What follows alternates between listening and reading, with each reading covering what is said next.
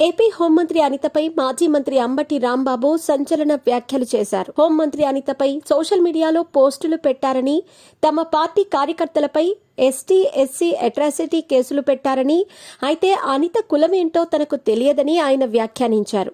తాను బైబుల్ పట్టుకుని తిరుగుతానని ఆమె చెప్పారని, ఇదే అనిత తర్వాత తాను హిందువునని చెప్పారని, ఇందులో ఏది నమ్మాలని ఆయన ప్రశ్నించారు. తమ పార్టీ కార్యకర్తలపై కేసులు పెట్టేసరికి ఆమె ఎస్సీ అయిపోయారని విమర్శించారు.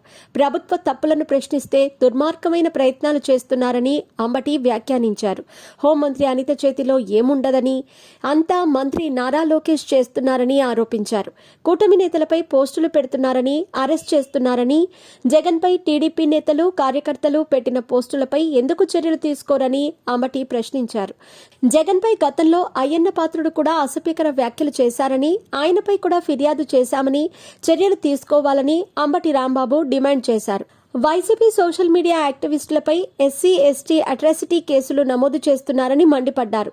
ఎన్ని కేసులు పెట్టినా భయపడబోవని, న్యాయపరంగా పోరాడతామని చెప్పారు.